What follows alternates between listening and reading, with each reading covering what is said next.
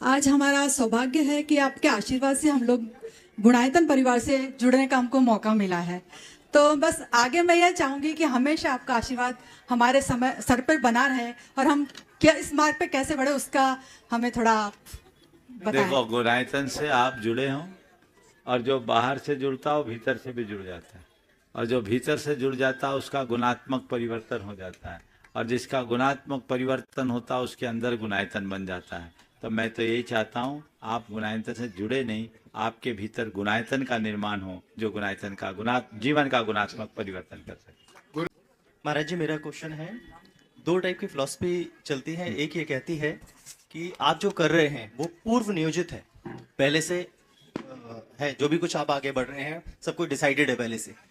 दूसरा ये कि आप जो कर्म कर रहे हैं उससे आगे का निर्धारण हो रहा है।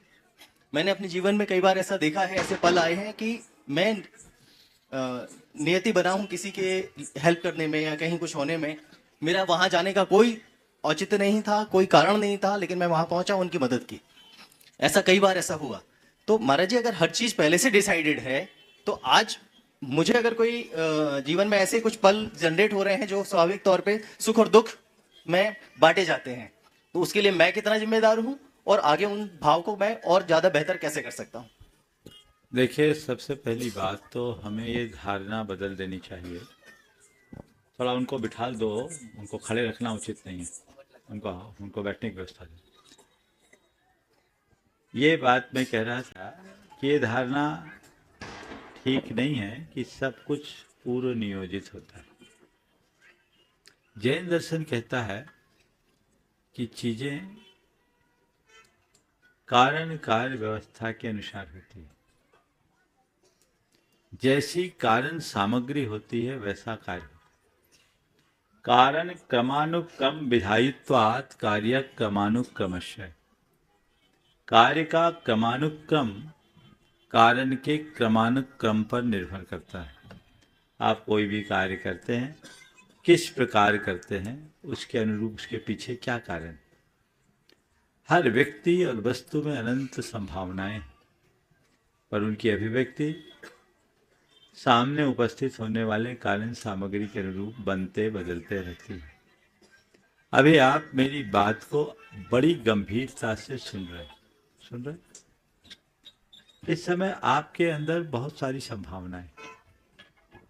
अभी मैं कोई जोक सुनाऊं तो आप हंस लोगे, कोई आश्चर्यजनक बात कर दूं तो आप आश्चर्यचकित हो जाओगे, यदि कोई डर की बात कर दूं तो आप डर जाओगे, आप पर कोई आक्षेप कर दूं तो आप चौंक जाओगे।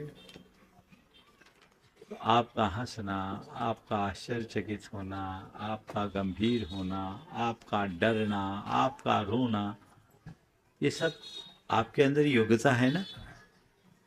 पर प्रकट कौन से हुई?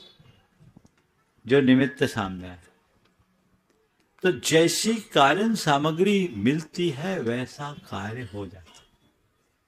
इसलिए हम इन बातों में उलझने की जगह हमेशा सत निमित्तों का आश्रय लें और असत निमित्तों से बचें।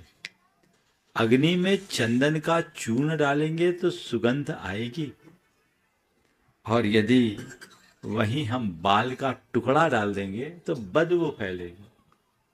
अब चंदन का चूर्ण उस पर पड़ना पूर्ण नियोजित था, या बाल का टुकड़ा उसमें डलना ही था, ऐसा जैन दर्शन नहीं मानता।